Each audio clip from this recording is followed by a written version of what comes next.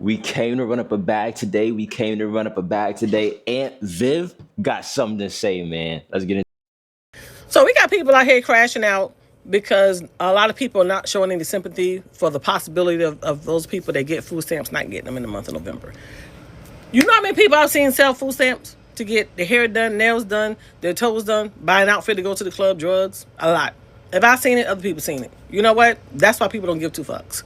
I've seen people, women, get a new man. The man got the food stamp. Now, the food stamp is for her and her kids. The man has the food stamp card and he in the grocery store buying shit that he want.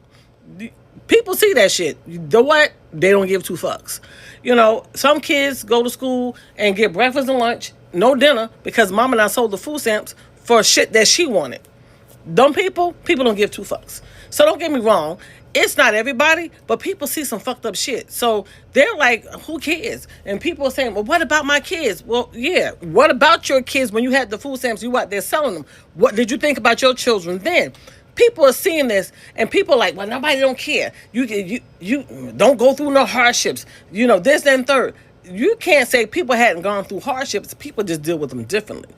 But the fucked up shit that people do, people see that. So now people are like, I don't care. They was like, what about girl coming here? She was talking about them food stamps. And, you know, I asked the question only as Aunt Viv can. I said, are you mad that you might not get food stamps to feed your kids? Or are you mad that you might not get food stamps to sell this month? And she got mad. And I was like, I'm just asking the question. I say, because you sell your food stamps every month. I'm like, so which are you mad at? You mad at you know, you got to go out there and spend money and feed your kids, and you don't have them food stamps to sell and have the extra money in your pocket, do shit that you don't want to spend your money on? Are you mad at that? Let me know. And she got mad, but only Aunt Viv can answer that question. So shit's about to get real. Okay. In my past videos, I've spoken about how these government assistance programs are plays for the poor people, and rich people have their own set of plays that they can make in terms of taxes and being able to depreciate assets that they buy and this and that, and the middle class are the ones that are stuck, that don't have access to the government assistance and don't have enough of a bag to make these plays like the rich do, right? Now, it would sound like I typically justify the poor person making this play because it's an opportunity presented to them, right? Selling food stamps is not ethical. It's not morally right. If you're given something to help you, you shouldn't be trying to turn a profit from that, especially if it's a lesser value than what you're provided by the entity that's providing you this value. So, for instance, if somebody's selling food stamps, they're probably selling it at a discount for what the price of the food is. So, let's say the total amount for the grocery haul is $400. You'd probably sell the food stamps for, let's just use an imaginary number, like $200. You're getting less. You're trading it for less. The food is worth $400, but you're trading it for $200 in cash.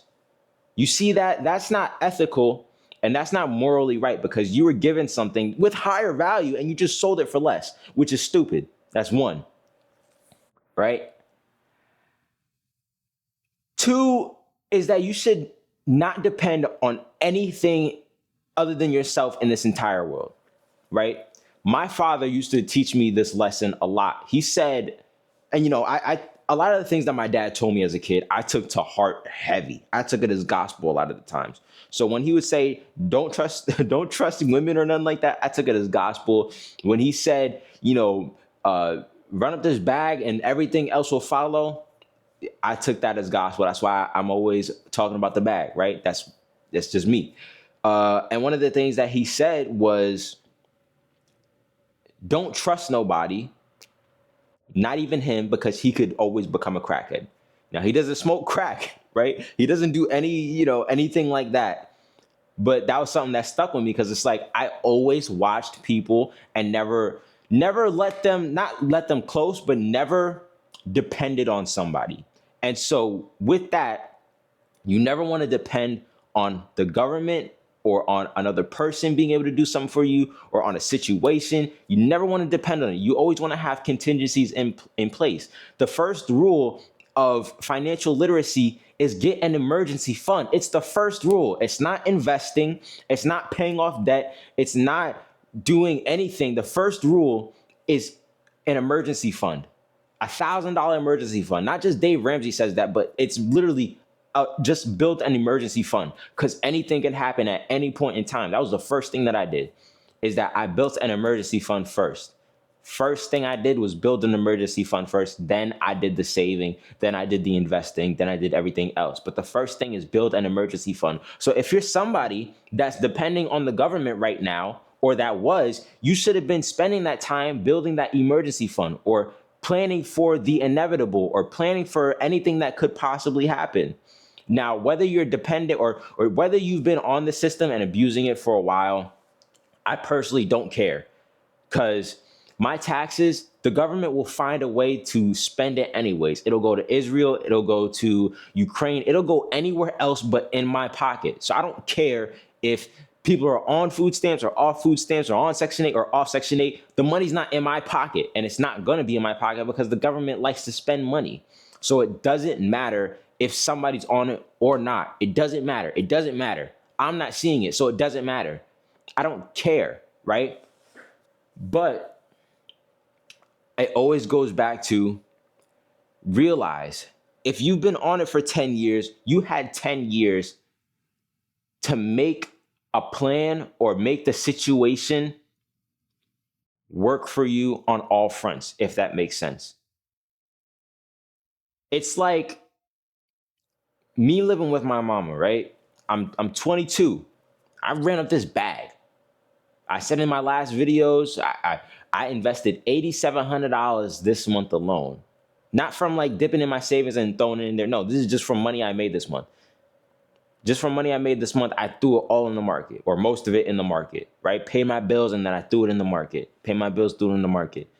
$8,700 this month alone, month of October. Me being with my mom gives me the opportunity to do that.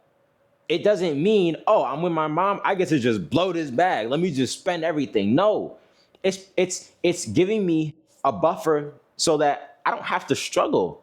I don't have to struggle when I move out.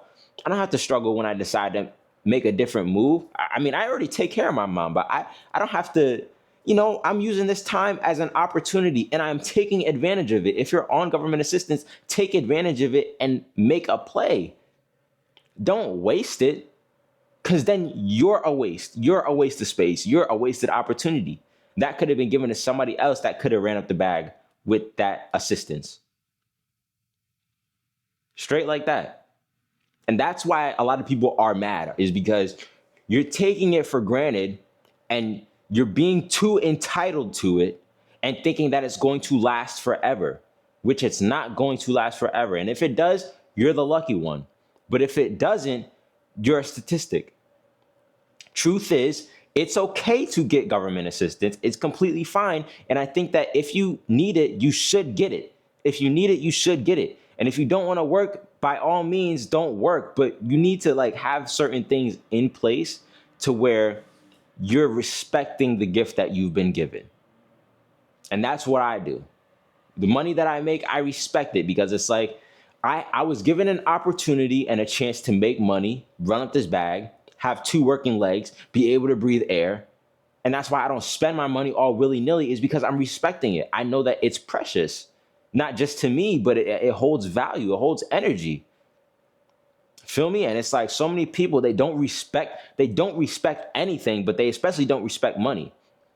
They have this philosophy, oh, I'll always just make it back. I'll always just make it back. Or money ain't, it's just like, yo, this is opportunity. If I got $100,000 in my bank account, it's opportunity to buy back time, to think, to enjoy myself, to vacation. It's opportunity in paper form, in cotton paper form. Feel me? So it's like when you have these opportunities, you got to respect it. Just like I respect money, you got to respect the assistance that you're getting from this government entity, right? Respect it. That's all people are asking for, I feel like, is not to be entitled, but just to respect it. Each time that I wake up in this place that I'm in with my mom, I respect it. I'm like, look, I I have an opportunity to be in a place where I don't have to spend as much as if I was by myself. So I make sure I take care of my mom's. Anything she wants, she gets. She has my credit card. She gets to buy things. She gets to do things. Feel me? So it's like, yeah, man, these people just gotta respect it. You just gotta respect it. Don't be out here selling food stamps or selling, whatever it is, and just like, creating hoarder houses or whatever it is. I've seen so many different cases where it's like somebody will be on Section 8 and then there will be like 12 different people that aren't even related to them in the house. And that's when it gets crazy. That's when it gets crazy, where it's like you get Section 8 or you get some sort of program and then you start renting out spaces. Imagine that. I mean, you can do it, right? But it's just like, it's not ethical.